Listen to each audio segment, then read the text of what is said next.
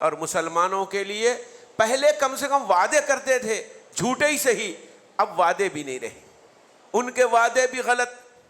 میری وفاداری بھی جھوٹ، مجھ کو بہلاتے ہیں وہ، ان کو بہلاتا ہوں میں۔ ہم یہی بات اپنے مسلمان عوام سے عرض کرنا چاہتے ہیں کہ مسلمانوں، ہوش کے ناخن لو،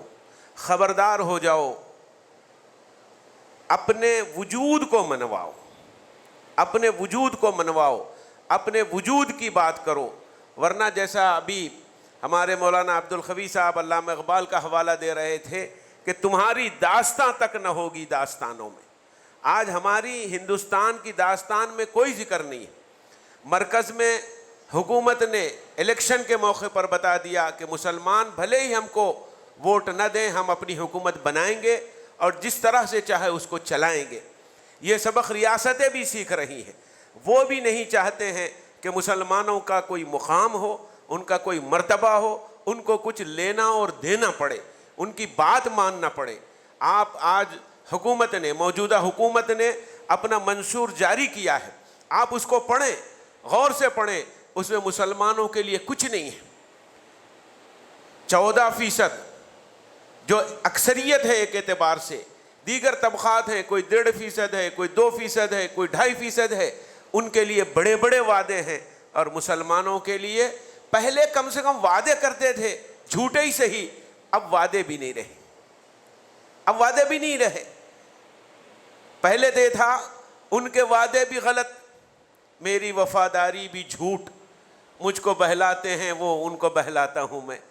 اب تو بہلانے کی بات بھی نہیں رہی، اب تو سرے سے بالکل جیسے کہتے ہیں پوچھ کر پھینک دیا گیا ہے۔ ایسے میں مسلمانوں کی ذمہ داری ہے کہ بحیثیت مسلمان ہونے کے اس ملک کو، جس کو ہمارے بڑوں نے چنا تھا،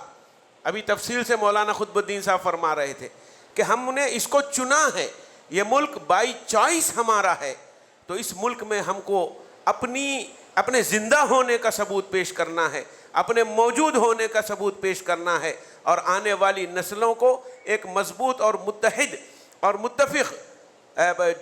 امت کے طور پر اس ملک میں رہنے کا موقع فراہم کرنا ہے۔ اس کے لیے جمعیت کوشش کر رہی ہے، ہر علاقے میں جا رہی ہے، پہنچ رہی ہے، اور ہمارے اس کے روح رواں اور فعال اور متحرک قائد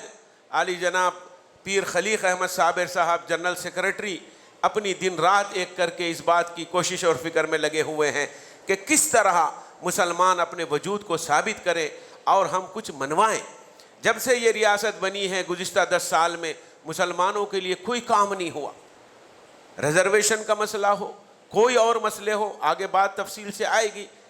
میں آپ کے درمیان حائل ہونا نہیں چاہتا، لیکن صرف یہ آپ سے ضرور کہنا چاہتا ہوں کہ ہوش کے ناخن لیجئے، شعور میں آئیے، سمجھ میں آئیے، اپنے آپ کو متفق کریے اور اپنے بڑوں کی بات سنیے۔ بڑے کیا کہہ رہے ہیں؟ یہ بڑے آپ کے وہ ہیں جن پر آپ اعتماد کر سکتے ہیں، یہ قوم کو بیچنے والے نہیں ہیں، یہ قوم کی فکر کرنے والے ہیں۔ گزشتہ 104 سالہ تاریخ مسلمانوں کی اس بات کی گواہ ہے کہ جمعیت مسلمانوں کی رہبر اور رہنما کا درجہ رکھتی ہے، یہ قوم فروش نہیں، یہ ایمان فروش نہیں ہے۔ لہٰذا آپ حضرات اس کے ساتھ جڑیں، اپنا پورا تعاون دیں، اس کی آواز پر لبیک کہیں اور اپنے وجود کو منوائیں۔